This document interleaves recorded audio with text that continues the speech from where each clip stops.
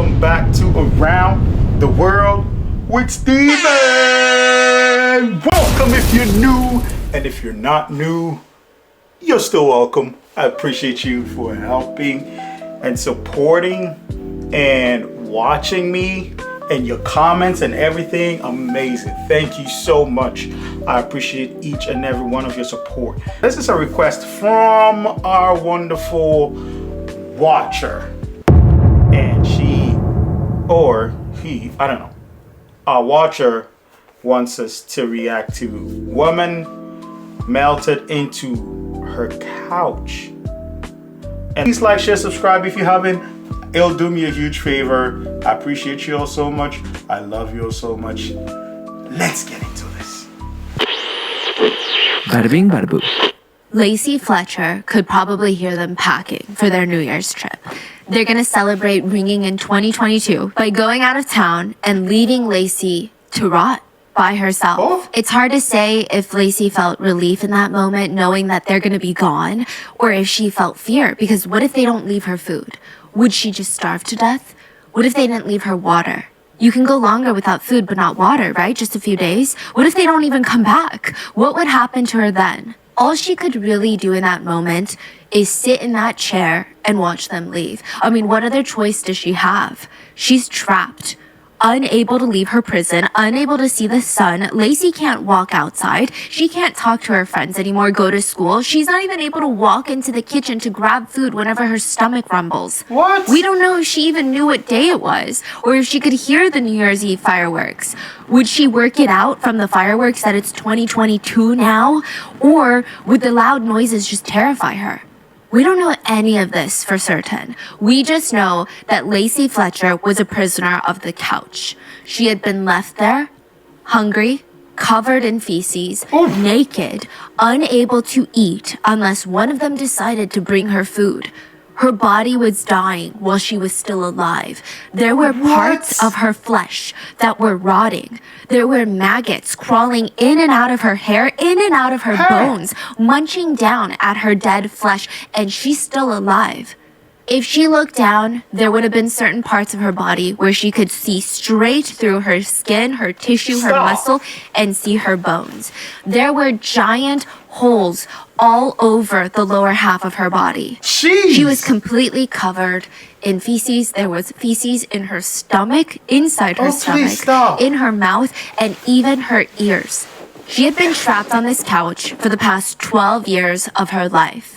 By the time that she was found, she had melted through the couch into a hole, and her skin was fusing with the brown leather. The only contents found in her stomach would be sofa cushion foam and feces. Did she eat it out of desperation? Was she fed it? We don't know. The worst part is, we're still unclear why any of this happened.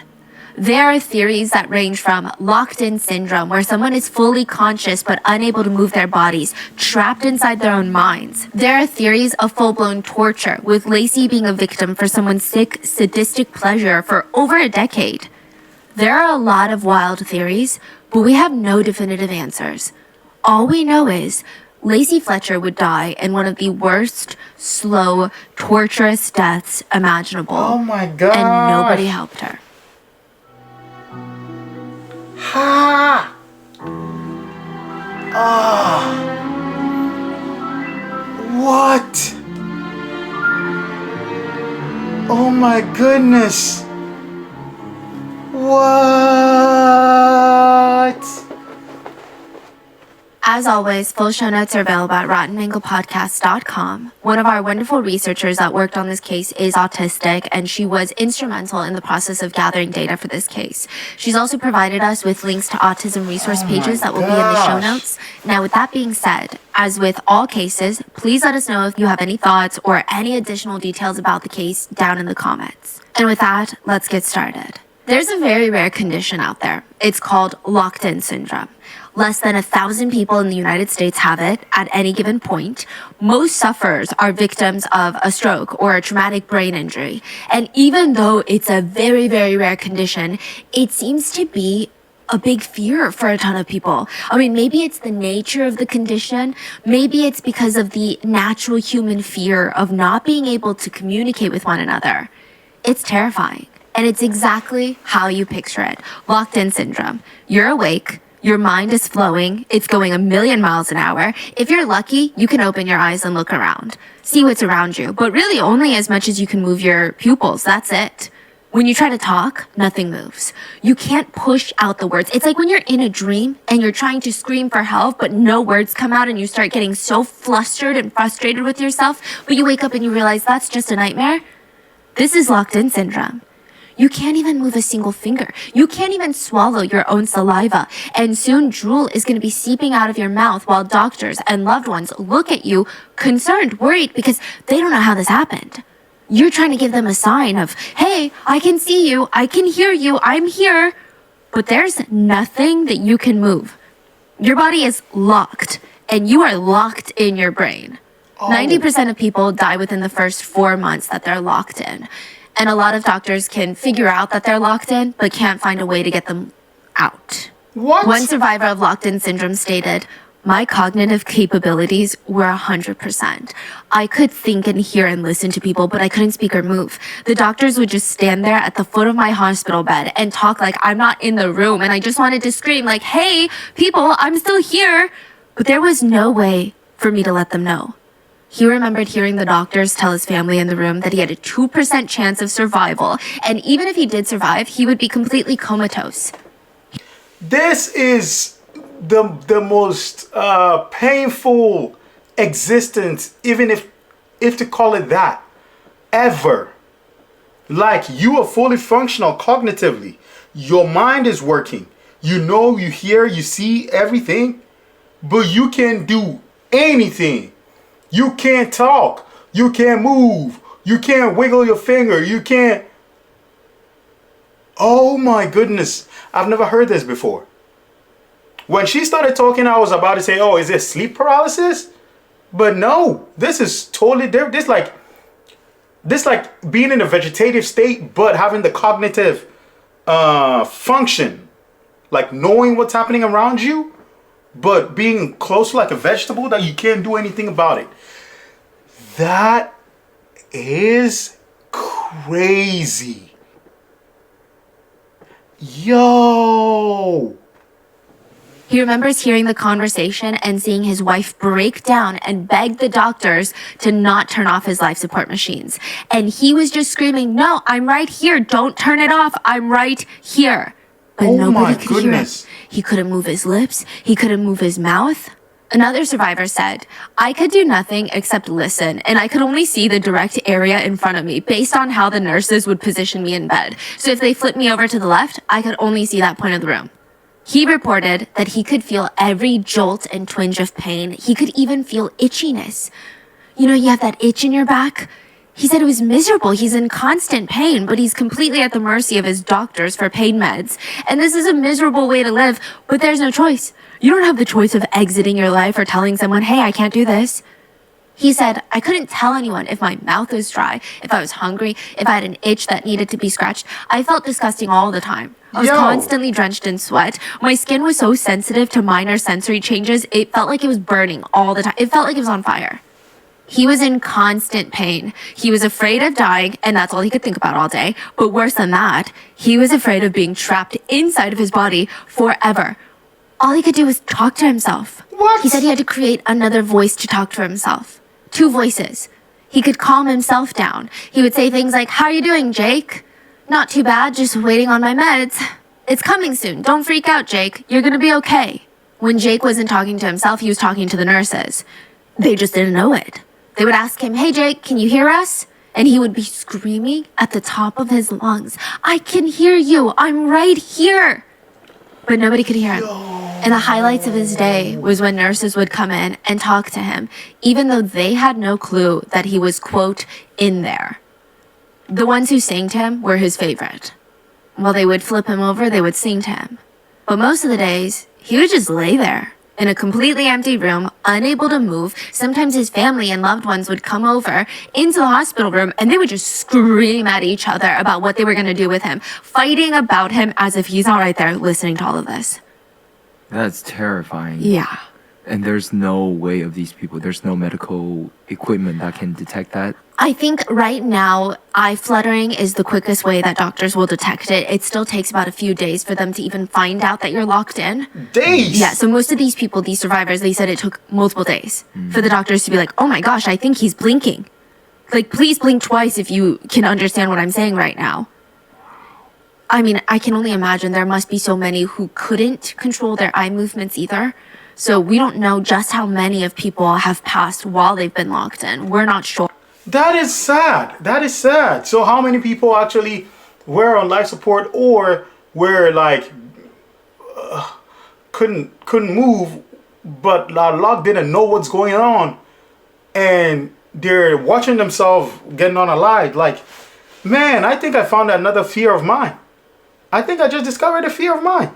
Look, is there anything about locked-in syndrome? Do you know what brings about it? Put in the comments. I'm ready to read. And once they're locked in, they remember everything.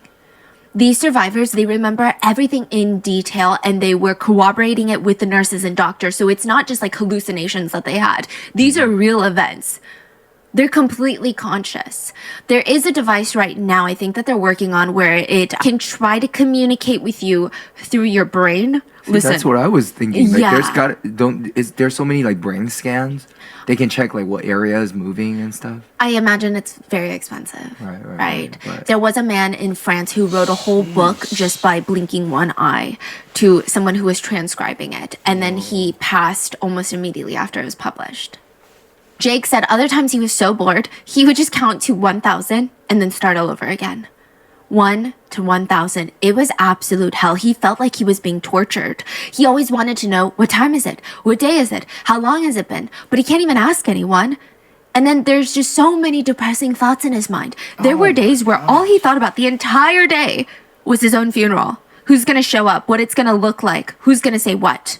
For Marsh, the other survivor, he said he was really lucky. His wife and children were there all day, but even that was just lonely. He said, during the day I was lucky. I never spent a single day when my wife and one of my kids wasn't there. But once they left, it's lonely, not in the way of missing people, but loneliness of knowing there's no one who really understands how to even communicate with you. Marsh and Jake were two of the lucky ones. There were rumors last year in 2020 that a young woman in Louisiana was not as lucky, that she had been locked in her own brain for the past 12 years, and all she could do was sit on the couch and stare at the wall until she passed. So in 2022, this story goes crazy. It's a horrifying story that's coming out, but it was made even more terrifying by the fact that that woman probably didn't even have locked-in syndrome. So what does that mean? Why would someone sit there on the couch for 12 years? She's able-bodied. Why didn't she get up? Oh, so she's not chained? No. Or trapped? We don't know.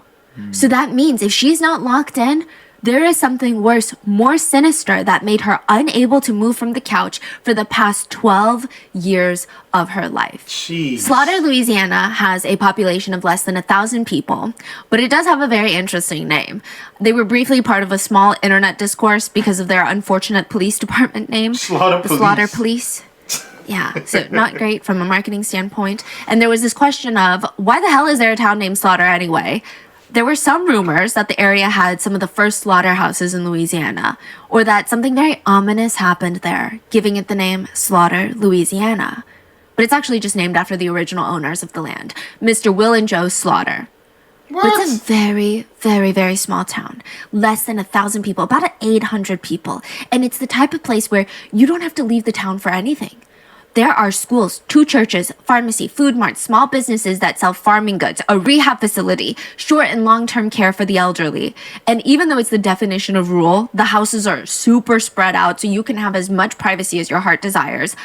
Slaughter has that small town comfort where you're like, okay, my dog is missing. Guess what? Likely all 800 residents are going to come out and help you search for your dog until they're back home. It's just one of those towns. I mean, they even have like a small government with residents voted in as what they call aldermen. And these aldermen will help vote on issues affecting the community. So the aldermen, they're supposed to be approachable figures of community that you can turn to for literally anything. Like if you have a disabled family member and you think there needs to be better accessibility at some part of the town, you go to the alderman. If you think your job that has nothing to do with the government requires better sexual harassment policies, like you work at a fast food chain, you're like, you go to the alderman. Even if you have a deeply personal issue where maybe you have an anxious relative who won't leave the house and is becoming reclusive and is not socializing with anyone, you go to the alderman. They literally went to the alderman for anything. Sheila was probably the best alderman to go to. She was also the vice mayor of the town, literally was voted into that position. So if the mayor couldn't attend a meeting, Sheila would show up in place of the mayor. Her husband, Clay, was also well known in the community. He worked for a nonprofit called the Baton Rouge Civil War Roundtable. They would organize events and field trips to historic sites to, quote, provide nonpartisan atmosphere to foster learning and respect for our Civil War heritage. It's a lot. You know, there's a lot of red flags, and some of the members joining the official Facebook group would post, quote, non-judgmental pictures of the KKK and make racist jokes about the Obamas. So, I don't know. It doesn't seem like Clay was the one personally posting those or endorsing that kind of activity, but just to give you preface. Now, Clay and Sheila, they're the go-tos for the community. Anyone's got a problem, you go to Clay or you go to Sheila. They're churchgoers. They've got the mindset of wanting to help others. They would probably help you first with your oxygen mask on a plane before putting their own on. Always asking, how's your day? How's your sick grandma? Well, if your grandma needs anything, just give us a ring. We're right down the street. But who asks how Sheila and Clay are? Robert Blades Sr. asked. He lives across the street from them, and he remembered the couple having a young daughter, and he hadn't seen her in God knows how long, right? Over a decade for sure, maybe like 15 years ago. Last he saw of her, she was exercising down the street, running around with some dumbbells in her arms. I mean, she did that a lot, and then she stopped one day. He just kind of assumed, like all the other kids in the neighborhood, though, she got into college, moved into the city, met a boy, got married, started a new life, and then never found the time to visit small old town Slaughter ever again, right? Or maybe she did, and he always missed her. I don't know, she just looked like a young woman. She was, she had these little, what do you call the little weights that you hold in your hand?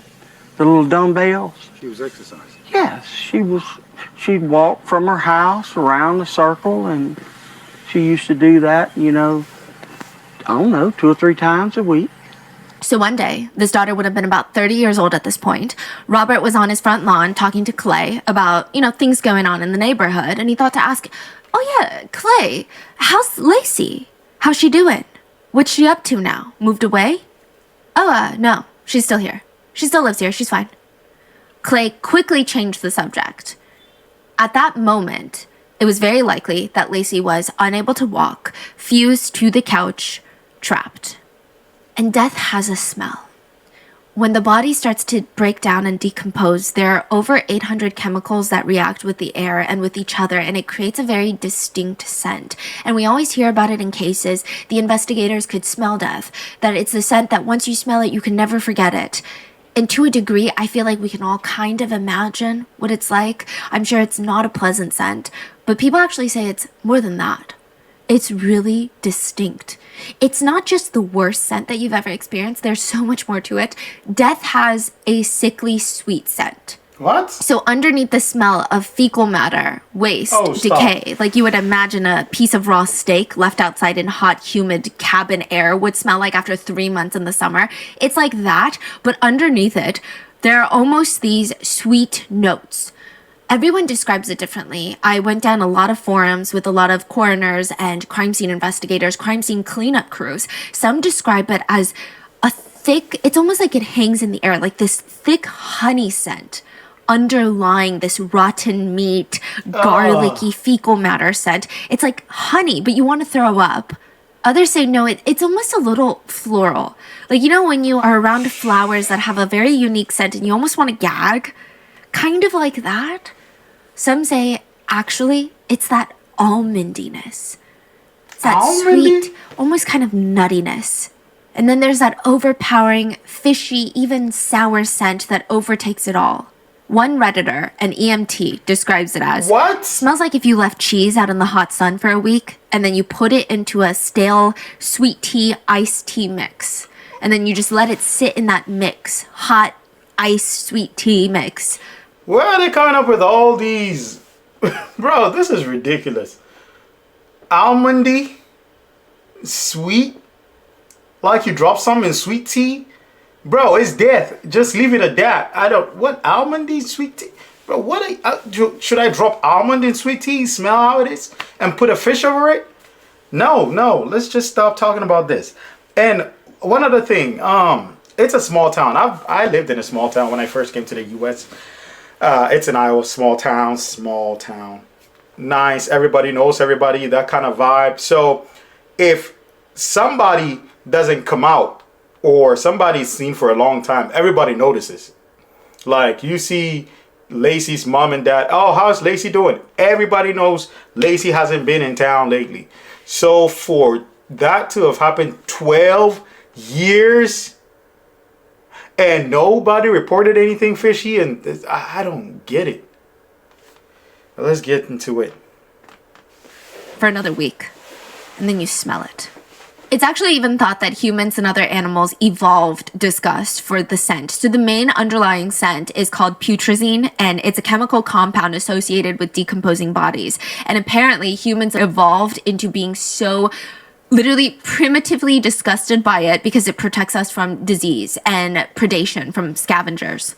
Studies go even further to suggest that it triggers a fight or flight response in humans, just the smell of a dead body. Even if you don't know it's the smell of a dead body, you smell it way out in the woods, you have a fight or flight response. That's what some people believe.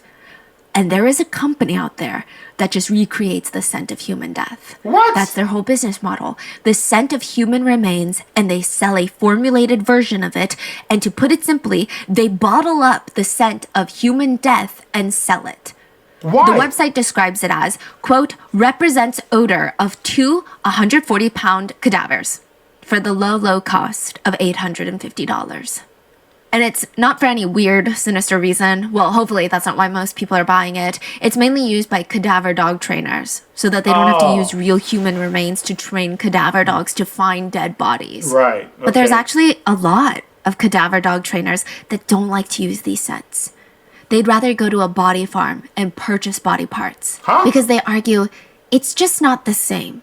Like, you try to replicate it with the chemicals that is created from decomposing bodies, but it's so difficult to replicate the smell of death precisely. It is such a unique scent. I mean, there's so many varying factors. The scent depends on the person that died, the surrounding conditions. Is there wildlife where the body is, the temperature, the humidity? They said humidity is the worst on a dead body. And Slaughter, Louisiana was a humid, hot town. I'm not sure how much Dr. Brigham knew when he drove up to the little White House on January 3rd, 2022. No, Stephanie Sue. You just jumped over a whole thing. You said they purchased it at what? Body farms? Is there such thing in the U.S.? Where they sell body parts? Body farm? To train cadaver dogs? That should be legal, shouldn't it? I digress. Oh boy. The more you know. Describes it as, quote, represents odor of 2 140-pound cadavers for the low cost of $850. And it's not for any weird, sinister reason. Well, hopefully that's not why most people are buying it. It's mainly used by cadaver dog trainers so that they don't have to use real human remains to train cadaver dogs to find dead bodies. But there's actually a lot of cadaver dog trainers that don't like to use these scents. They'd rather go to a body farm and purchase body parts because they argue it's just not the same. Like, you try to replicate it with the chemicals that is created from decomposing bodies, but it's so difficult to replicate the smell of death precisely. It is such a unique scent. I mean, there's so many varying factors. The scent depends on the person that died, the surrounding conditions. Is there wildlife where the body is, the temperature, the humidity? They said humidity is the worst on a dead body. What? And Slaughter, Louisiana was a humid, hot town. I'm not sure how much Dr. Brigham knew when he drove up to the little White House on January 3rd, 2022. I wonder if the neighbor's Christmas trees and all the New Year's decorations were still up, making the drive feel, I don't know, even more eerie, right? But once he parked that car, he gets out, he walks past the well-manicured green lawn, he opens up the front door, and it's like he's hit with this invisible force field. It's a smell. He couldn't breathe, he said. He said there was a stench, an odor, feces, fecal matter, urine. You couldn't hold your breath. Dr. Brickham had smelled death before, but this smell, it's literally embedded into the fabric of the house. That's how thick and pungent it is. It felt like the scent was going to follow him home and linger for weeks. Dr. Brickham enters the living room, and you know when you spot something that just feels out of place, it makes you feel very unsettled. Like you can't quite put your finger on it, but it just feels weird. Imagine it's snowing outside and there's someone standing there out in the snow, staring at your house with nothing but their swimwear on. And you're just looking out the window like, I feel like this is odd. Like, yes, I'm worried that they're going to get sick, but there feels like there needs to be a sinister explanation for this because it's just that out of place. Dr. Brickham walks into the living room. Most of the living room is pretty tidy, a little clutter like any normal house, but all over it was pretty well organized. I mean, it's pretty evident that someone in this house is maintaining the living areas, making sure that they're always well kept, cleaning up, organizing everything except the couch in the center of the living room. The dark brown couch was the source of the smell, and Dr. Brickham had been hit with it when he walked into that house, and he could almost see steam like emanating from it. The couch looked like it was melting. The couch was soaked with urine and feces, human excrement. The waste was seeping through the couch bottom onto the floor where it looked like any second nobody cleaned the floor underneath the couch. It looked like the floor was going to crumble in on itself from the gathering of all the liquid and feces. There was an 18-inch gap between the couch and the wall. The wall looked moist. Like it looked like there would be condensation droplets on the wall from steam, from liquid. And the couch just looks so out of place. I mean, you wouldn't even expect to see this type of couch in an abandoned home. It looks like a regular, normal living room, and then they just have this couch that everyone in the family and visitors go and pee and poop on, and then nobody cleans it up. That's what it looks like, and it's just melting. It's like a weird time capsule. Just the couch is rotting. It's bizarre. And this is the living room of a couple that's pretty well respected in the community. In a house where the rest of the place is extremely well kept and there are signs of life, and this is the couch that's in the center of the living room. But as Dr. Brickham got closer, he found who he had come here for. Lacy Fletcher was laying in the living room couch. She's not laying on the couch, she's laying in the couch. There is a huge person-sized hole in the leather couch, almost to the floor. I would imagine it, and there are pictures. Just imagine your dog gnawed through all of the sofa cushion fluff, and there's just a hole in the couch. She's literally in the couch. She's slumped to one side, sitting cross-legged. Her eyes are wide open. Her mouth is wide open. She's completely nude except a small blue patterned top that's pulled over her chest. So her chest is bare. Dr. Brickham could see her bones. Not because she was that emaciated, which she was very malnourished, but parts of her body had been rotten and eaten by maggots while she was alive. Just think of the mental trauma for someone who would be alert and aware if they were to look down and see their own flesh being eaten by maggots. There were maggots crawling in and around her hair, all over her body. She was covered head to toe in feces. It was found in her mouth, in her stomach, in her ears. She had been eating it, or she had been fed it. We don't know. The sofa arms were covered in scratches. This is not a situation where Lacy's body was left on the couch to decompose after her death, and the feces and urine, it came out during the decomposition process. This is not that situation. Lacy was kept alive on that couch for 12 years.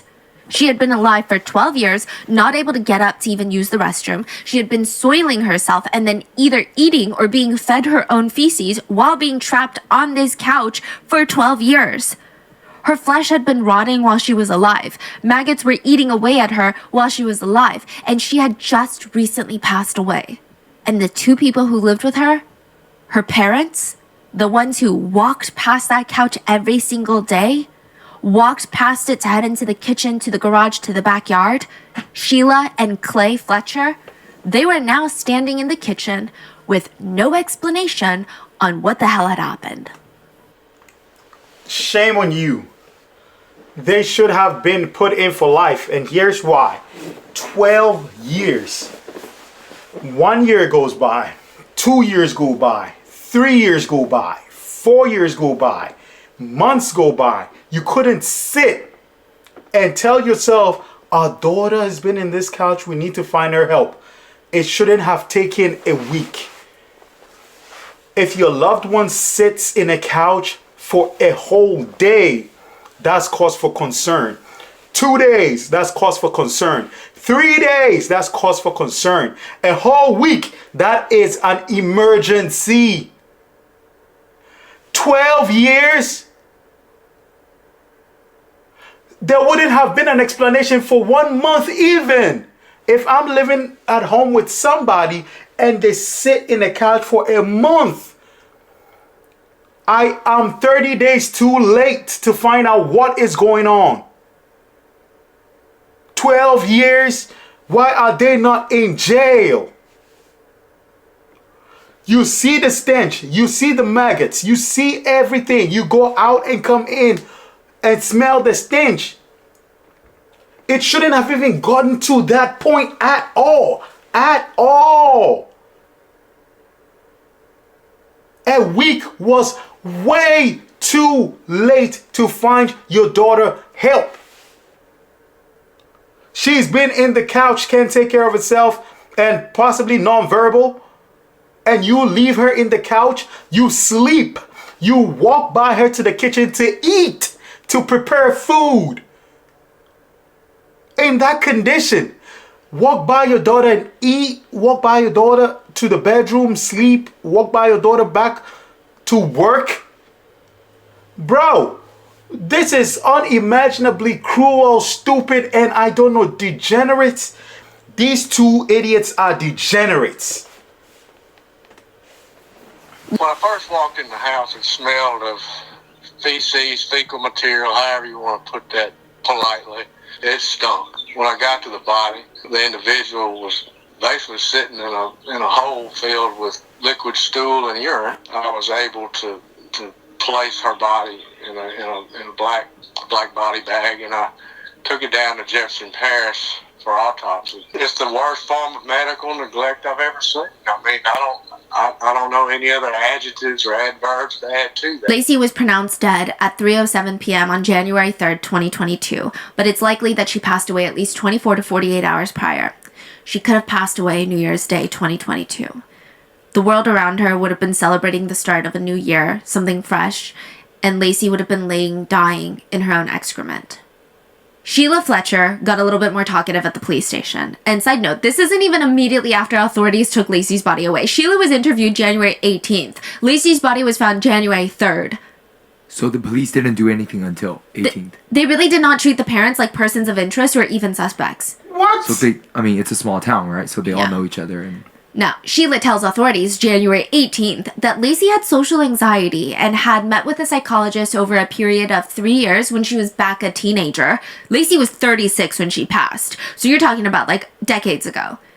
Eventually, she stopped seeing her doctor decades ago. Sheila and Clay contemplated getting Lacy committed into a specialist medical facility, but for whatever reason, that never happened.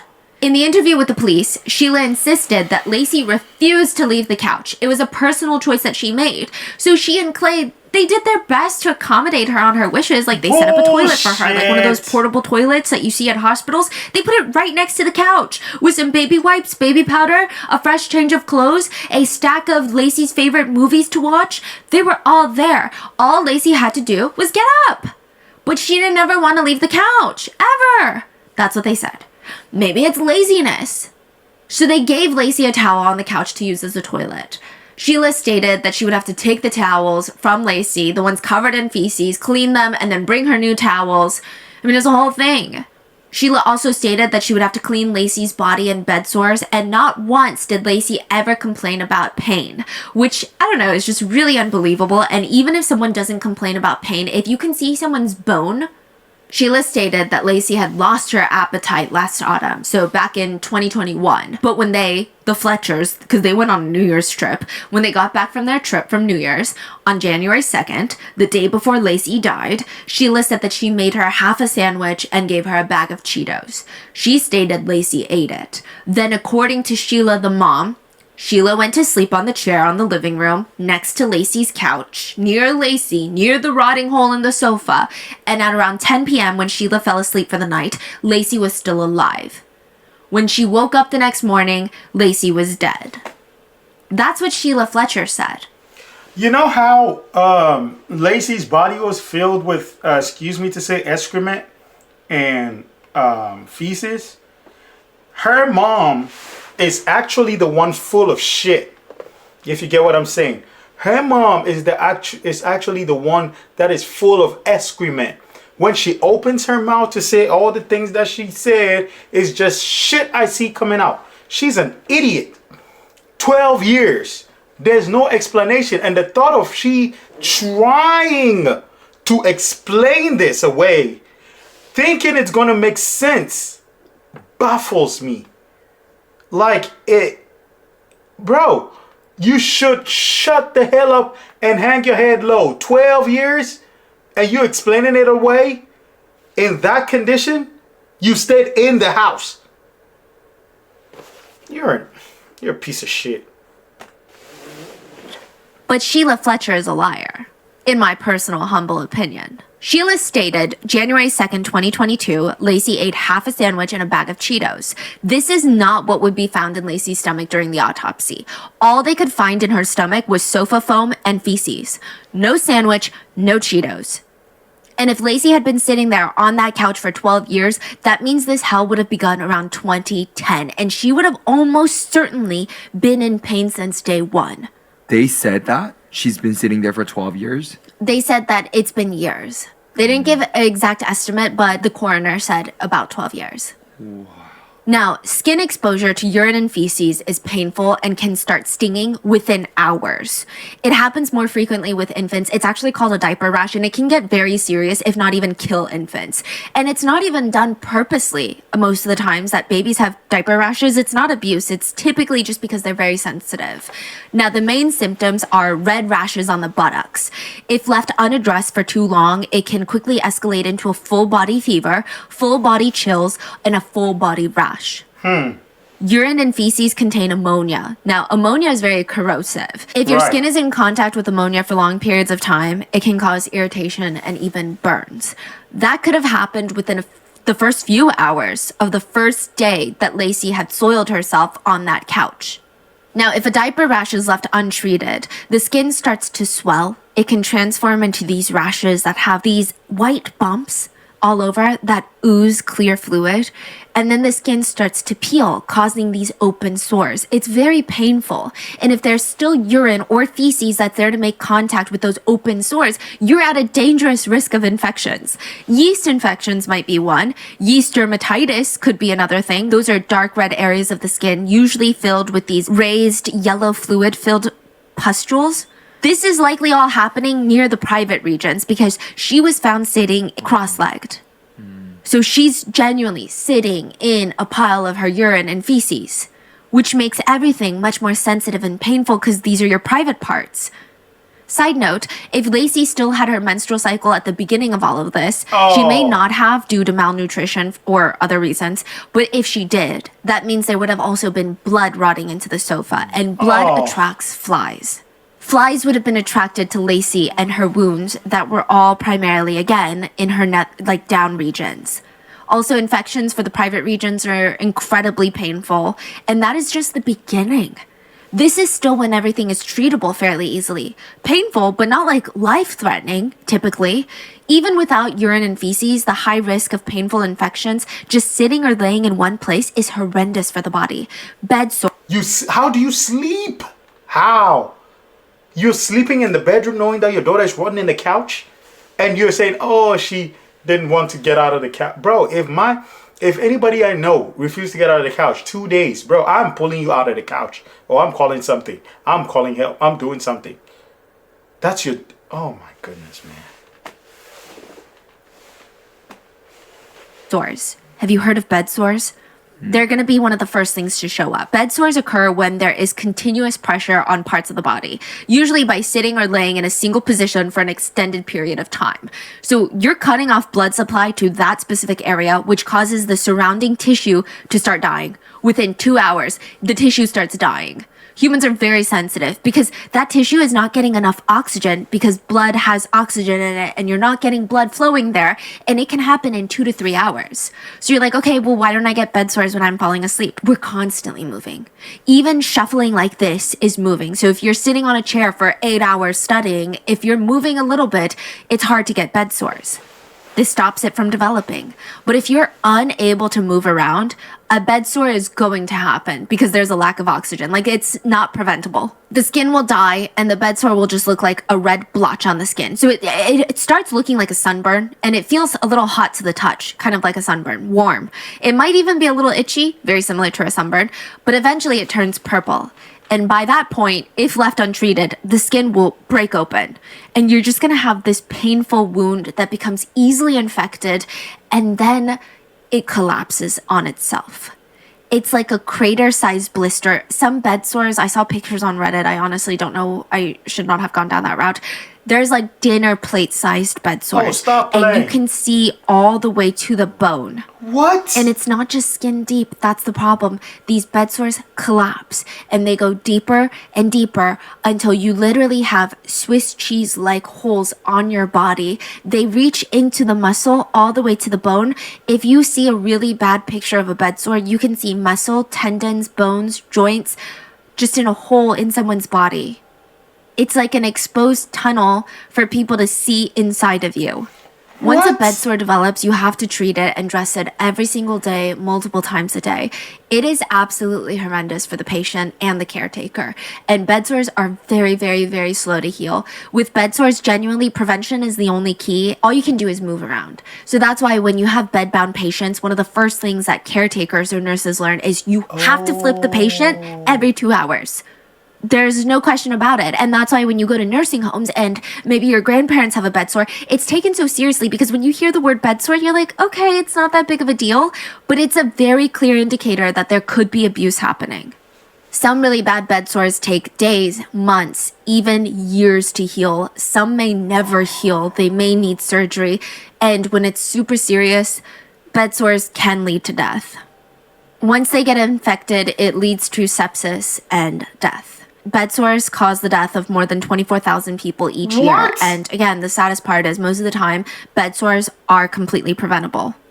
I feel like it's very safe to assume that Lacy went through all of that and more. By the time that her body was found, the flesh on Lacy's bottom had been worn away and eaten. It was gone.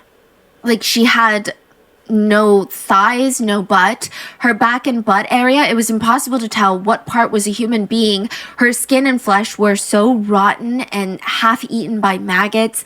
There were other areas that maybe looked a little bit more like human skin, but it was completely yellow, which is typically a sign of infected skin.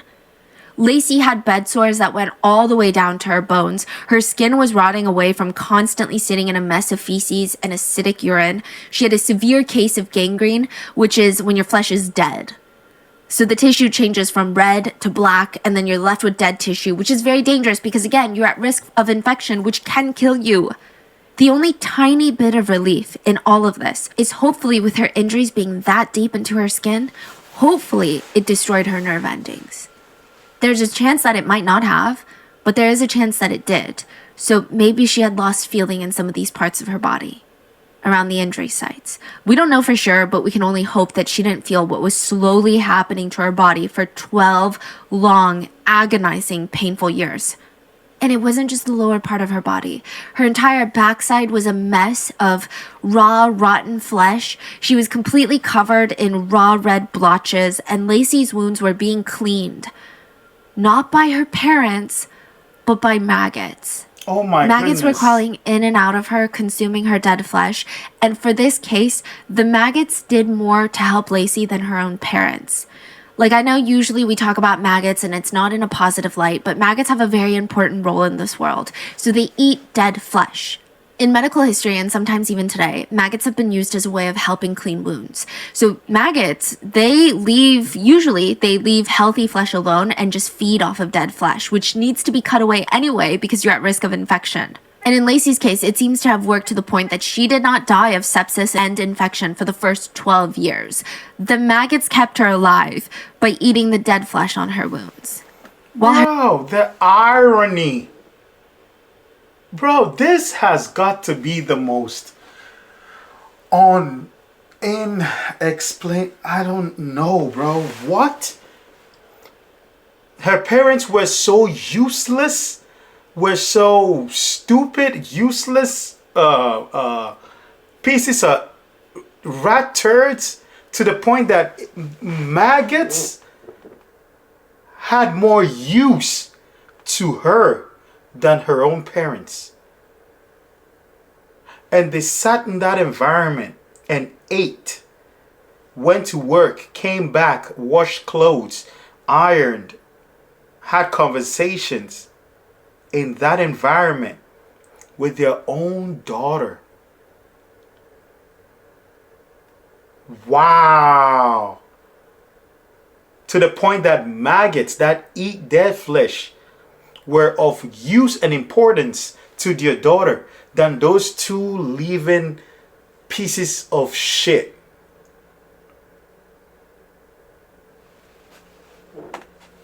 Her parents did nothing for her, in my opinion. We know that Lacy was left with no real food or water in reach, and Lacy, on some level, was aware enough to know that she needed to eat. Her body seems to have grasped for anything that she could get, and the sofa foam was the only thing in reach. That and feces. Because that was what was found in her stomach. Not half of a sandwich or Cheetos. That's just the physical trauma of her body. We don't know to what extent and how bad the emotional and mental trauma was for 12 years. We don't know if this is even the full extent of her physical trauma. Technically, there could have been things that happened to her years ago that wouldn't be present during the autopsy now. Dr. Bickham's official report stated Lacy died of sepsis as a result of severe medical neglect, which led to chronic malnutrition, acute starvation. Lacy only weighed 96 pounds at 36 years old. Immobility, acute ulcer formation, bone infection, which ultimately led to sepsis and death. And one last thing about Lacy's autopsy. Sheila Fletcher stated she never took Lacy to the doctor because Lacy had never been sick.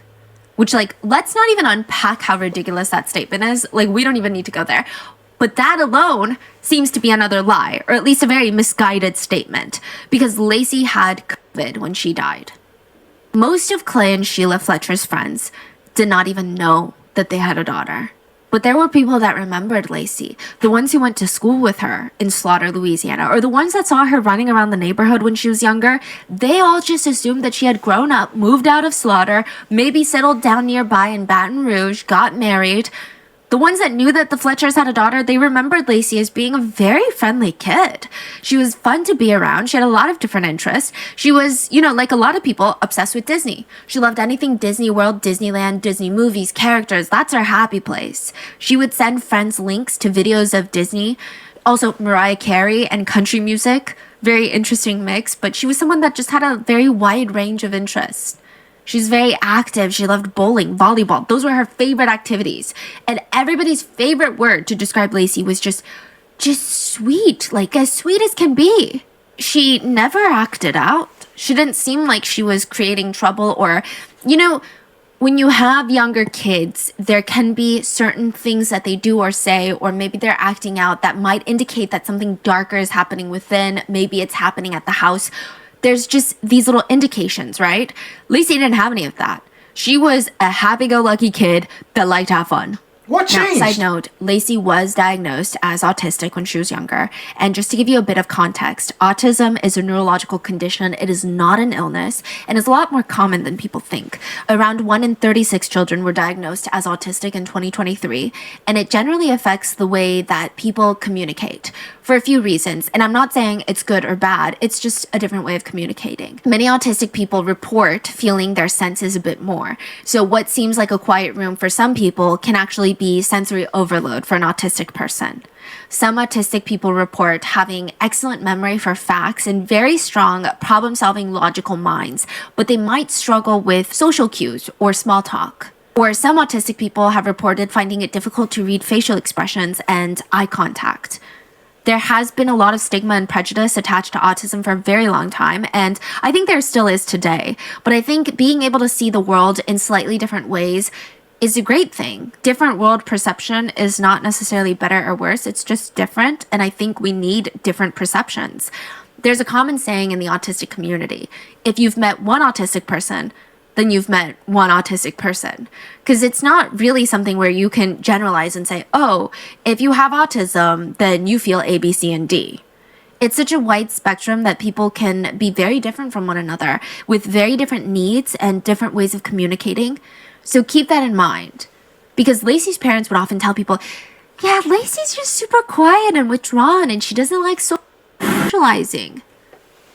But her friends at school were so confused. They're like, are we talking about the same girl right now? Are we talking about the same Lacy? I mean, sure, I guess she's kind of quiet compared to like the class clown, but she would go out of her way to welcome people and try to build connections. I mean, she's very opinionated and very passionate about a lot of things. She loved new experiences and she loved a change in her routine.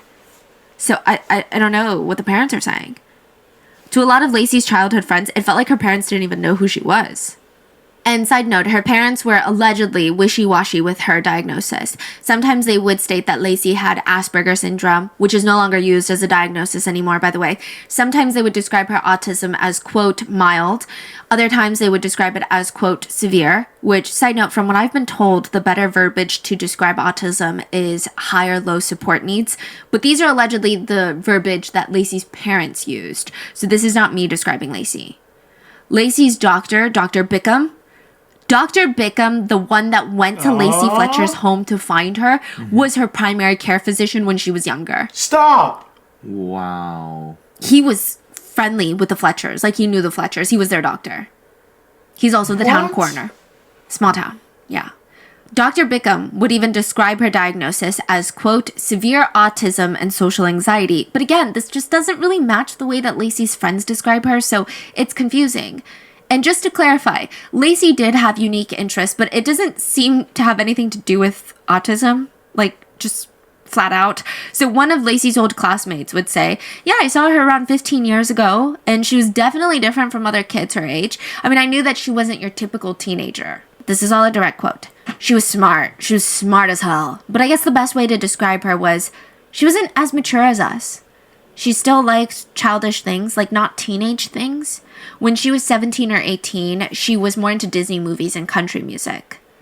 Which again, I don't know how that's very different. She would invite us over to watch Disney movies despite being more withdrawn. But it's just not my forte. Again, she just had her own interests. I would hardly call that strange or a reflection of her diagnosis.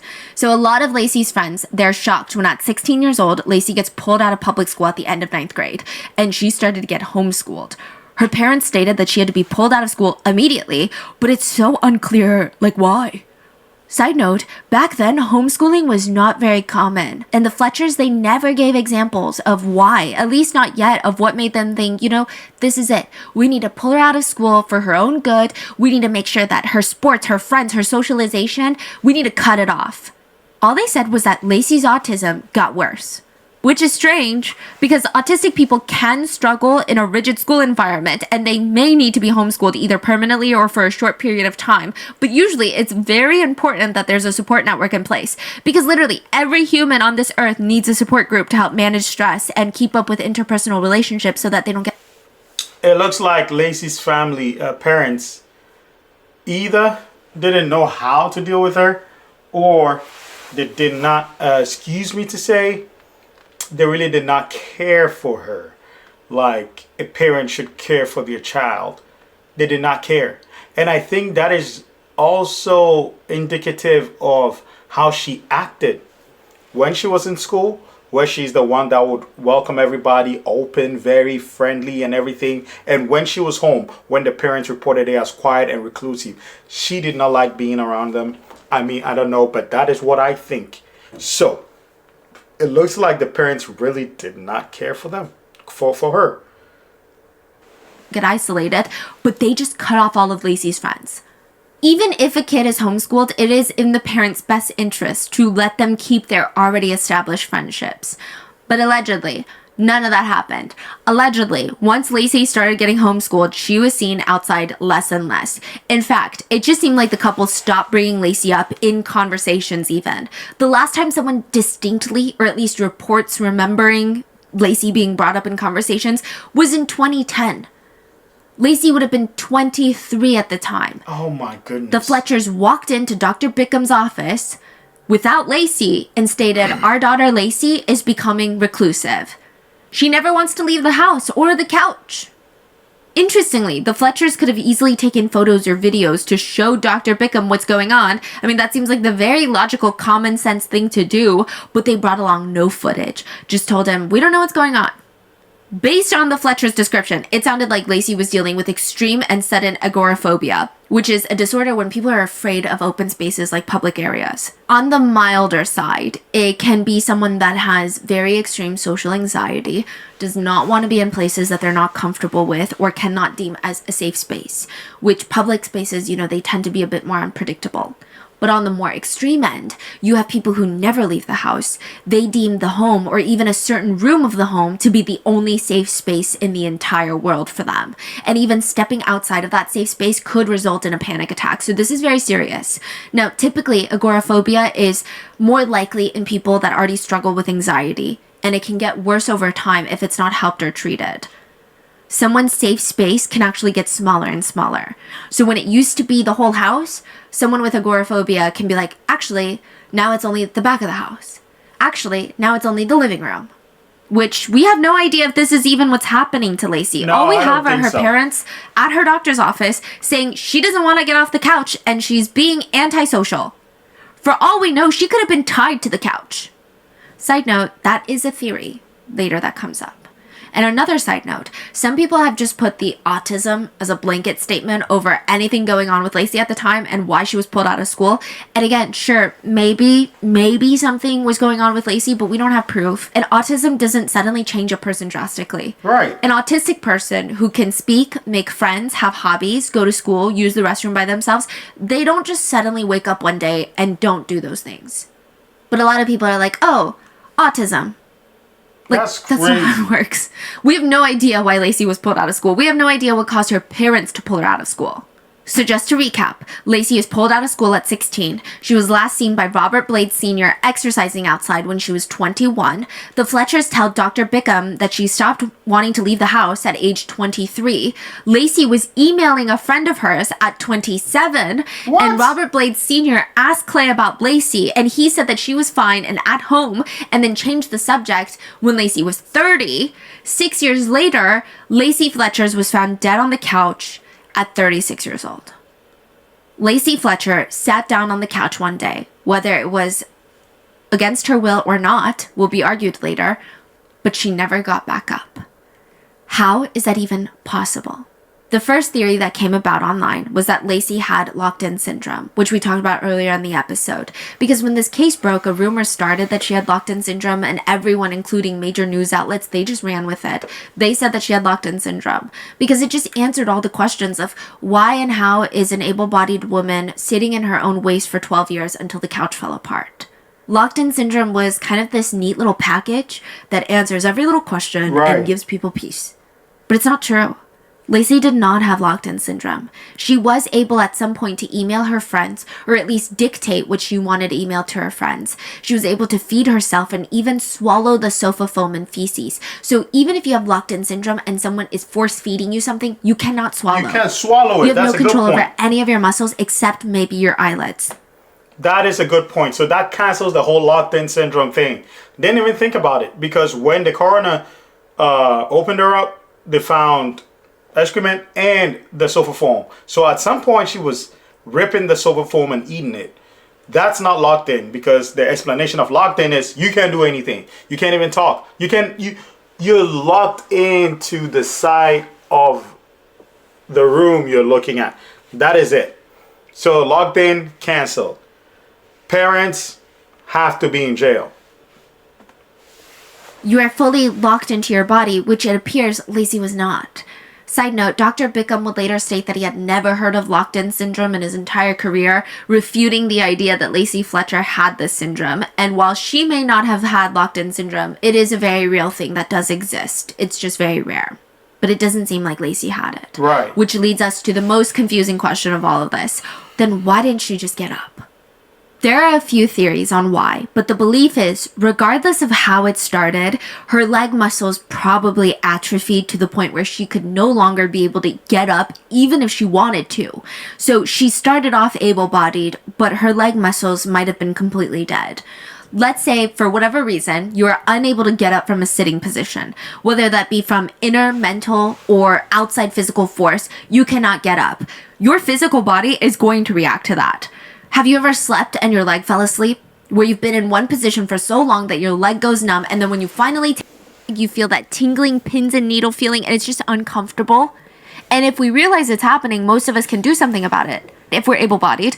But if Lacy had been sitting in that same position for long enough, her leg muscles would have atrophied on their own and started wasting away, becoming locked into place, paralyzing her.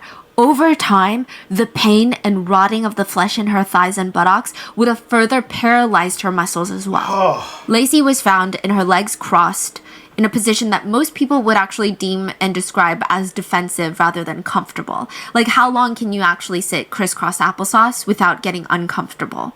So let's just say that's how she first sat down on the couch. Again, we can't say for certain if this was or was not against her will because there are online theories about it, but let's just say she sat down like that. Soon, within minutes or hours, blood would flow more slowly to this area, which can lead to what I talked about, the bed sores. But it gets worse because this loss of blood is basically a crushing injury. Not as a description, but that's what they call it, like as if you're getting crushed.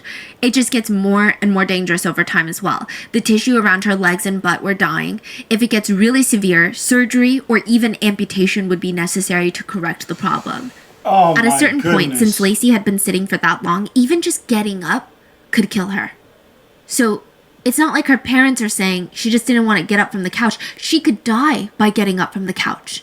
Not to overcomplicate it, but if you have a crushing injury like compartment syndrome, when there is high enough pressure on a limb or part of the body that blocks blood flow to that compartment of the body, for example, Lacy's legs and behind area, potassium starts to build up. And then when you get up or the pressure is suddenly taken off of that area, all that potassium has nowhere to go except straight into your bloodstream. And this rush of massive amounts of potassium causes a heart attack. And you can die. Lacy had been on that couch for 12 years. By year 1, it would have been shocking if Lacy was even able to use her legs at all. She would have been fully paralyzed. This is likely what could have happened to Lacy's physical body. But again, why? Why did she sit down and never get up? Even when she felt her legs falling asleep, even if she must have felt extreme discomfort in that position, why didn't she just move or reposition herself or get up entirely? Okay, fine. Let's say that she didn't want to get up from this couch. This couch is her safe space. There was some sort of mental barrier. Why didn't she change her positions around? There are two theories that people have considered online. Either there was a mental or emotional reason Lacy did not get up, or she was physically tied down in the beginning until her legs atrophied. Let's explore the first theory, that she chose to be on the couch. And just to preface, even if it was Lacy's choice, the fact that her parents didn't do anything to help her, that's not okay, in my opinion, bullshit. If this theory is even true. I think it's still a tragic, horrible case of neglect that borders abuse because of how severe it is. At this point, they are not deserving to be called parents, period. Both idiots are not deserving to be called parents. Because even if it was a choice to sit there, what did you do about it? Did you sit by her? Did you comfort her? Did you do something to ensure that she was safe? She was, oh, Lacy, you haven't taken a shower in a day or two. Oh, Lacy, you haven't gotten up. Like, what have you done?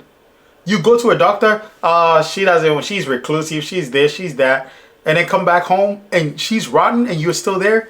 Those two knuckleheads are not deserving to be called parents.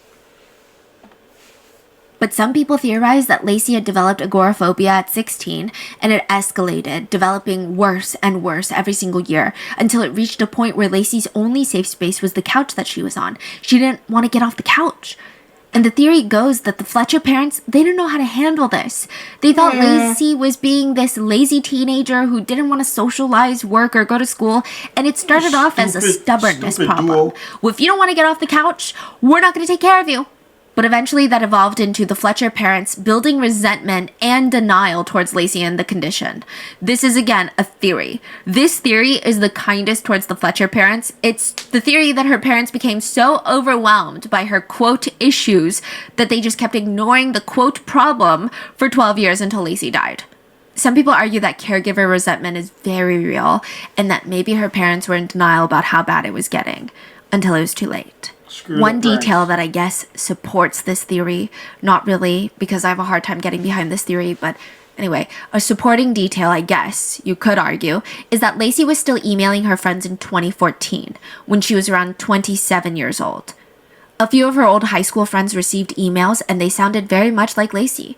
They were filled with passion, and she was sending them links of videos from Disney. Not of her at Disney, but like of Disney. There was no hint that she was trapped anywhere or being abused. We have no idea if Lacy was given her phone, had access to her phone to send these emails. We have no idea if she told someone what she wanted to say in the email and someone sent it. We have no idea if someone wrote the email for her. We have no clue. We just know that these emails were sent under her email address, and they sounded very much like her. And I guess the people that are in support of this theory, they think if Lacy's parents were actively abusing her or torturing her in some way, would they want her to have her phone to message her friends? Like, what if she told them something? What if she reached out for help? And then a few years before that, Lacy's parents went to Dr. Bickham, remember, to talk about how Lacy was becoming very socially reclusive. Why would they do that? Why wouldn't they just act like she went to the big city, moved on, got married, went to college? Side note, I saw arguments as well that some autistic people struggle to explain when they're in pain and explain exactly how much pain they're in, which has led to serious issues. But I don't know how that applies because that's usually for injuries that can't be seen from the outside, like appendicitis. I want to include it because it has been mentioned, but I just don't think that autism really has anything to do with this case other than the media reaction of justifying and almost answering Lacy's death by just saying, oh, blanket statement, autism. But other than that, I don't see how the fact that she was autistic applies to the questions that need to be answered. Lacy had sores all over her flesh that was rotting. Maggots were eating away at her, consuming her right in front of her parents. Who cares if she was autistic or not? Like, I don't think anyone needed for her to verbally say, hey guys, I'm in pain. And there have been theories of how Lacy went from being a socially active 16-year-old girl to not leaving the couch. One of the more popular theories are severe agoraphobia. Some people speculate that Lacy could have also developed schizophrenia, with the average age of onset tending to be around 20 to 30 for women. So they're like, what if she was schizophrenic? And perhaps schizophrenia was causing her hallucinations that made her terrified to leave the couch in fear of some sort of perceived danger out there. Or maybe she had some sort of brain injury that caused her to suddenly behave differently and her parents had no idea how to give her care. Another supporting theory is that Lacy was kept alive for 12 years. A person can usually only live about a few days without water and a few weeks without food, and although Lacy was severely malnourished, she was getting enough food and fiber to at least defecate, which, side note, this is a big part of life. Extreme constipation can actually cause death on its own by blocking the intestines and the colon. So Lacy was getting enough food to defecate and pass urine. She also had all of her front teeth when she died, so someone, whether it was Lacy or her parents, someone was helping her brush her teeth for her. Could the parents have been so far in denial that they just didn't understand that Lacy could no longer move and get up on her own or even use the toilet right next to the couch? Maybe they thought, even in year 10, that her legs had not atrophied, even though they were completely rotten and eaten by maggots. They just thought that she was being stubborn and a lazy kid. Or they thought that they were being good, authoritative parents. They're like, you're stubborn, well, we're not going to do what you want us to do. After all, some people argue that the parents clearly brought her a toilet to use and put it up right next to the couch, provided her with baby wipes and baby powder for her, as well as an option to have clean clothes that were sitting right next to her and her favorite movies laid out on the side. Someone's brushing her teeth, which caregivers have stated brushing a patient's teeth is actually a very strenuous, stressful process. Why would they do that unless to a degree they cared about her? That's the theory. I don't believe it, and I'm very reluctant to state when I don't believe theories strongly. I just don't see this one. It doesn't answer any questions for me. Like, never say never, so sure, maybe this is how the Fletcher parents felt personally, but it's still not really acceptable in my opinion. I mean, ignoring someone's depression, maybe I could try to understand it a little more. Maybe they're locked in their room and they don't talk to you. They don't communicate with you. That's something where I'm more kind of like, maybe the parents didn't fully understand it, or maybe they're very ignorant about these mental illnesses. But when someone has sores down to their bones, like their body is a mixture of holes and black and blue from tissue death, and there are maggots crawling around eating your child, consuming your child's flesh, how can they be in denial?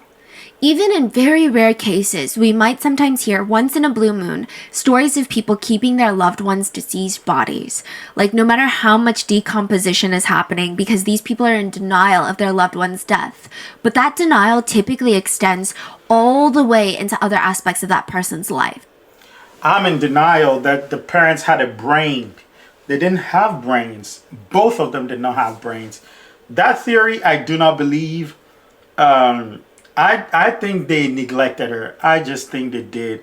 Judging from how the story started, and especially I'm judging a lot based on where her friends had accounts of her being friendly in school, and her parents had accounts of her being reclusive, and it built up. Being reclusive and more reclusive and more reclusive. There was something at home. They didn't really care for her. It's what I believe. And that translated into that. Sitting in the couch and not caring, and 12 years and to the point of rotten flesh and stuff like that. The stench in the house, and you're still in there. No help, no 911 calls, nothing. And you want me to believe all these theories? No, man. Like the first year, the first month, the first week, should have been an emergency call. Like, there should have been a 911 call or something. Our daughter is refusing to get up. I see flies and stuff like that. You guys come do something. There had to have been an intervention. You can't explain anything like this away. Unless they bullied her, they tied her down. That is what I'm inclined to believe next. Else, both of them have no brains. Both of them need to be in jail. Both of them need to be out of society. They are extremely useless pieces of shit. They will be in denial about their loved one's death. They will still talk to them. They will still talk about them with other people as if they're still alive. But for the Fletcher parents, they were completely normal when they went outside to socialize. They never spoke about Lacy later on. It's as if she didn't exist. Most of their friends didn't even know that they had a kid.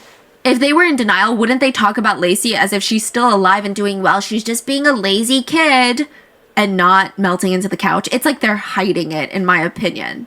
You know, people online have stated when parents love their kids and will do anything for them, but their circumstances are just really bad, they don't have the funds to get their child the proper care. The state won't help.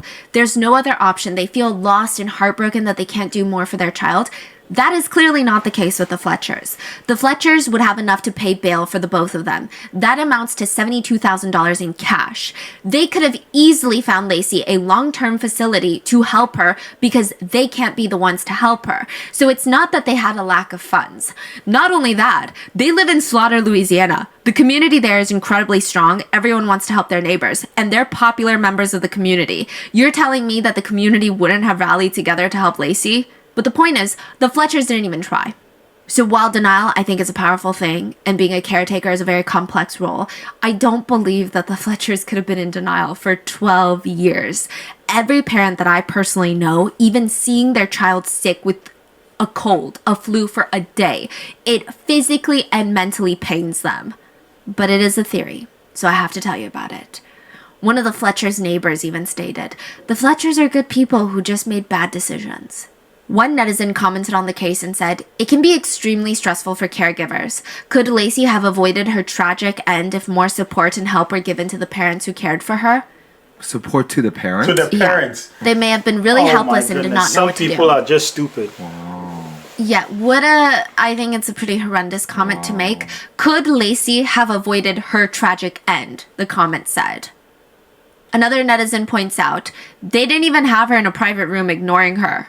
Like, they walked by her every single day and watched what happened. That's disgusting. That's not denial.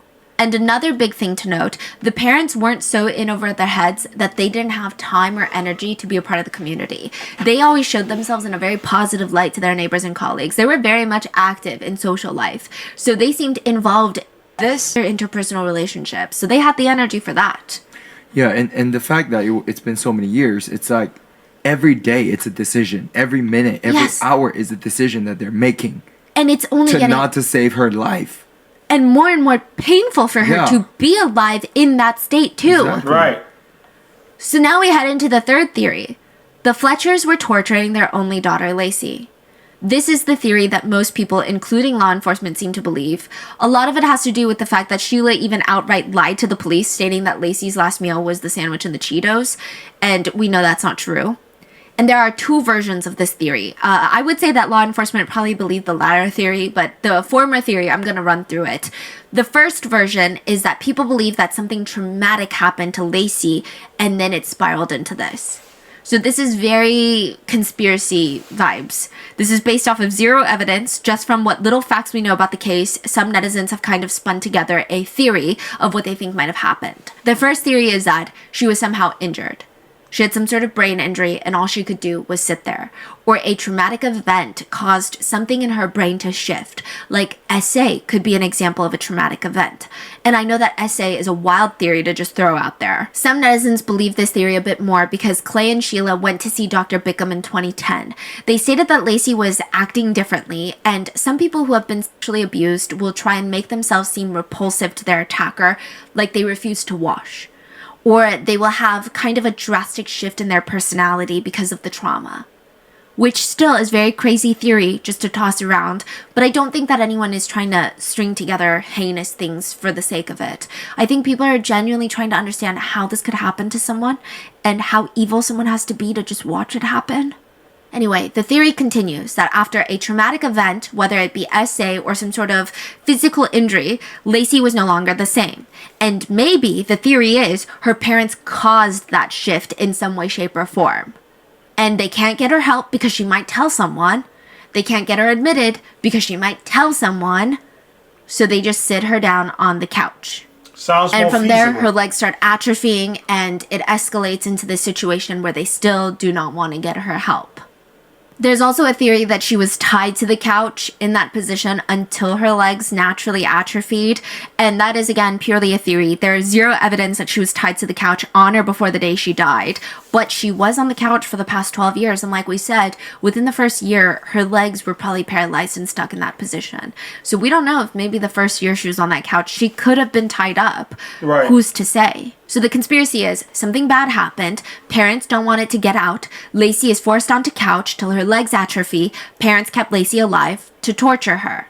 Again, this is purely based on theory and not fact. Now, one aspect that people cannot get over is the fact that Lacy was found nude, except the shirt pulled over her chest. The nude part, maybe the parents stopped dressing her because they knew that she would just soil herself again, but why not let her have her top on? Why was it pulled up above her chest? Did it hurt the wounds on her back? Because then they said that she wasn't in pain and she never said that she was in pain.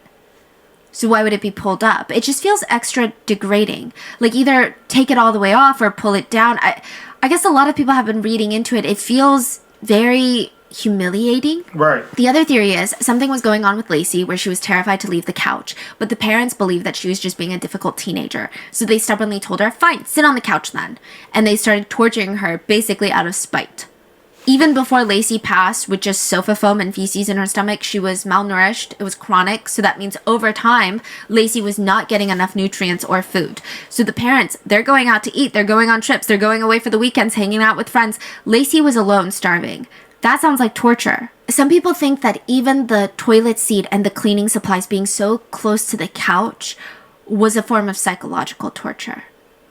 Like, look at everything you could use if you just get up, but you can't.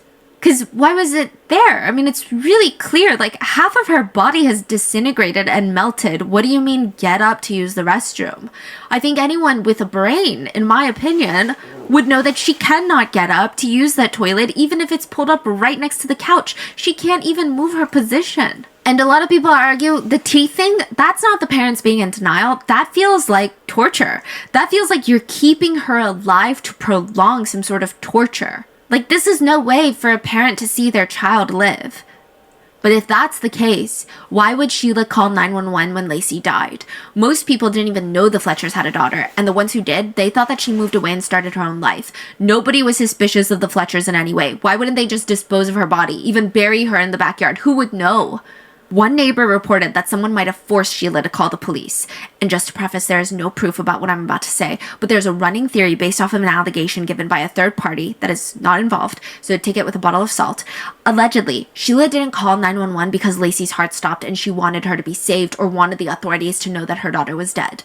Allegedly, there was a neighbor who peeked through their window that last day on January 3rd, saw Lacy on the couch, and told the Fletchers, "What the hell is going on inside your house?" Like, maybe they had come over to knock on the door and they didn't answer or something, or they had looked through the window when the Fletchers had gone away for New Year's. We don't know. But they threatened the Fletchers, if you don't call the cops, I'm going to call the cops. So Sheila was forced to call 911 and report Lacy being dead. The timing of that, though. Yeah, that's what one of the neighbors had stated, that they were told. We have no idea if this is true. Either way, one netizen commented on this case and said, "I think her parents are liars. And considering the lotions and other toiletries that were reportedly found near the sofa with clean clothes, I believe some sort of psychological torture was happening in conjunction with the prolonged starvation." And there's something else that bothers me. If the media is correct about Lacy, and she was found almost completely nude, her top pulled up above her chest, why? Was this an attempt to further humiliate her? And as unlikely as it may sound given the circumstances, was she essayed? This is all speculation, of course. We will have to wait for the trial for the truth to come out. That is what a comment says. Now, other commentators say, "I believe one Fletcher will turn on the other in hopes of not dying in prison." But I guess none of the theories really answer every question neatly. And again, they're just theories, just lingering questions. And another one is, how did the parents live with the smell? How did nobody smell it on them? That was my whole point. How? How can you live in such a condition? How? You eat in the house, you live, you exist, and now you sleep. How? And if the parents had a little bit of a brain, the whole situation wouldn't have gotten there. If they had a little bit of a brain, a minute brain in their dumb, stupid looking heads, they could have done something, called the emergency, 11 and a half years ago, 12 years ago. All these wouldn't have been. And the fact that they lived normal, took pictures with people, calls for the community and stuff like that. Bro, this is ridiculous. So to try and answer that question, maybe the parents developed olfactory fatigue, nose blindness, and it's when your nose gets so used to a certain smell that you can no longer smell it. Actually, we do this all the time. So it's like how your eyes can technically see your nose 24/7, but our brains block it out. Our nose can smell our own house scent, but our nose blocks it out so that if there's any other foreign scent, like a dangerous, the toast is burning, we can smell it better instead of becoming overstimulated. So maybe that can explain why the Fletchers were able to live with that smell. But what about the other people? How could they not smell it on them? Oddly, no one ever reported a smell coming from the Fletchers or the house. The Fletchers were finally arrested, and Dr. Bickham, the coroner, had fought to get a team of medics on standby outside the courtroom while pictures of Lacy were being viewed by the jury, just in case. He said, "The jurors are storekeepers, farmers. Many of them have never been exposed to this kind of stuff, so I need a medical team to be outside the courtroom." Wow. The DA stated that the photos left the courtroom speechless. He said, "When I was presenting the case and showed the pictures and gave the timeline, the expressions of the grand jury was utter shock. Like the clock on the wall never moved again. There was just complete silence. Some jurors were gasping in horror. Some were just staring out in disbelief." So this was not the actual trial. The jury were there to decide whether or not the parents would be charged with manslaughter, negligent homicide, or second-degree murder. Negligent homicide is when someone's criminally negligent behavior causes another person's death. No. But the requirement, I guess you could say, is that that person responsible failed to realize that their behavior was so dangerous that it could kill someone. Like, the intent was not to kill. One of the most notable cases would be an Air Peru flight that crashed and killed 70 passengers and crew. To oversimplify quiet. Pilots and crew realized that something was wrong while they were flying. They were way too low in altitude, but they didn't know that. So their reading instruments were off. And it's because a maintenance staff of this flight team had put adhesive tape on static ports of some of the instruments while they were cleaning and forgot to take it off. And these static ports are so important on telling the pilot how high up they were. So when they tried to do an emergency landing, they fell into the Pacific Ocean and they all passed. He was charged with negligent homicide. So it is ingrained in flight staff. Make sure nothing is covering the static ports. But because of his negligent behavior, people died. But he never had the intent, like he didn't have a manifesto in his house of like, I'm gonna kill people. This is the lightest of the 3 charges that were on the table for Lacy Fletcher's case. The sentencing for negligent homicide is typically 0 to 5 years. Manslaughter is very similar to negligent homicide in the sense that someone's behavior caused another person's death, but it is also done so without premeditation or intent. Meaning nobody sat there thinking, if I do action A, I'm gonna kill person B, so I need to do action A because my goal is to kill person B. The idea is more, oops, I did action A for whatever reason and it ended up killing person B. So for example, voluntary manslaughter, a good example would be if you come home and you see your wife in bed with another man. You grab a lamp and in your fit of passion and anger because you were provoked into this response, you slam the lamp down on the man's head and he dies. You'd be lucky if it's just a lamp I find. I might as well carry the whole house and slam you with it. If I see any BS like that, it's not going to happen anyway. I digress. So there is a level of risk, recklessness associated with manslaughter, but you weren't coming home on the drive thinking, I can't wait to kill this person. I need to kill this person. A lot of it comes from the provocation, like you were in a crime of passion almost. The sentencing for manslaughter is typically anywhere between 0 to 40 years. And then the third charge that was being considered for this case, the harshest of the 3, was second-degree murder, which is intentional homicide that is not premeditated. If it's premeditated, it would be first-degree murder. An example of second-degree murder would be you're burglarizing someone's home and the homeowner comes home and you accidentally kill them. You didn't go in there with the intent to kill anyone. You're not trying to be a murderer. You're just trying to make some money, right? But you went there to rob the homeowner and then you killed them. You knew the risks associated with robbing someone. So to compare, for manslaughter, you come home, your wife's cheating on you, it's the heat of the moment. There's a shock of emotion that might have led you to do something.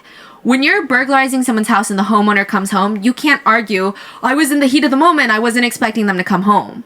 It's their home, you knew that there is a chance that they could come home. Yeah, I mean, this is exactly the definition of second-degree murder. It's murder, yeah. So, you know, there is intent, but there's not necessarily premeditation of like, we're going to go into their house, rob their valuables, and then kill them. Yeah. Right. Now, the DA was fighting for second-degree murder charges, which a lot of people wanted to see first-degree murder, but I guess legally second-degree murder made the most sense, and it could lead to a life sentence. The DA argued with the jury, we don't treat animals or neglect even our pets in that way. If we have an animal in that condition, you take them to the vet. If you're not capable of providing the care for that pet, you get help. You can't say Lacy wasn't in pain. On murder, you have to have intent. Did they want to kill Lacy? I want to say yeah. They wanted to kill her. Lacy hadn't seen a doctor in 20 years. The jury said they would be indicted and charged with second-degree murder. So the parents will be tried. They have pled not guilty, and it doesn't seem like there's a trial date set yet, but it does seem to be like it'll be sometime in 2024. We will keep an eye out on that. It's just, it's a lot. Both the Fletcher's bail were set at $300,000 each. They used a bondsman, which means they had to put up around 12% of that bail, so they would have needed $72,000 in cash to cover for the both of them, which they paid, and again, shows that if they really wanted to help Lacy, they could, to a degree, afford to help her. The couple's attorney, Stephen Moore, released a statement on behalf of the parents, and he said they don't want to relive the pain of losing a child through the media. Yeah. Wow. They have been through a lot of heartache over the years. Anyone who has lost a child knows what it's like. Oh my god, don't even start on that. I Yeah. think that's even more triggering for parents to hear that. All I saw were parents on Reddit, like, ready for blood. Yeah.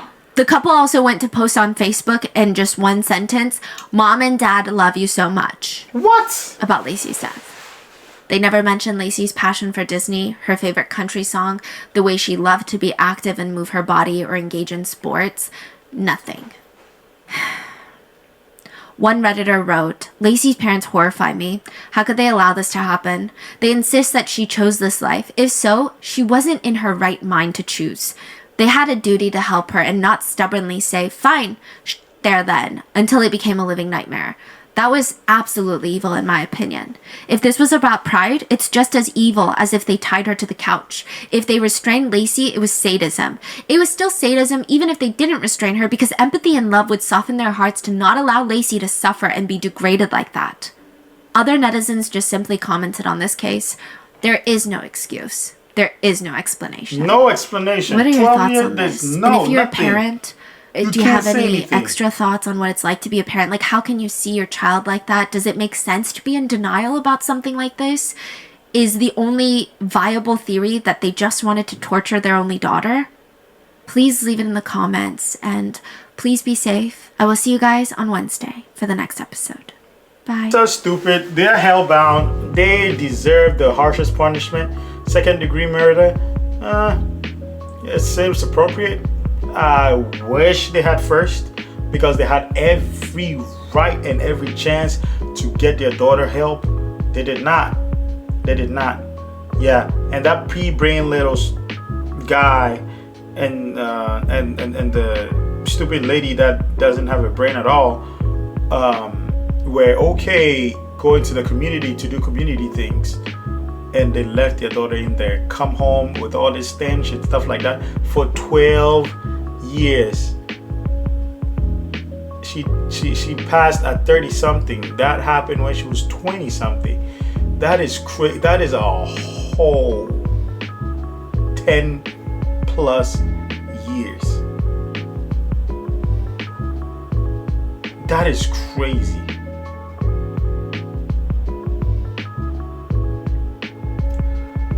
Rest in peace to Lacy. I'm sorry those idiots were your parents.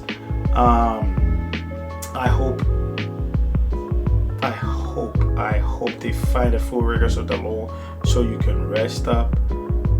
You didn't deserve any of this. Those two, I don't care whatever happens to them.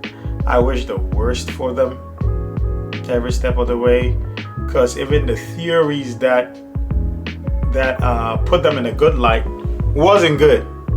It was not good. You're a parent. Alright guys, I'll see you in the next one, man.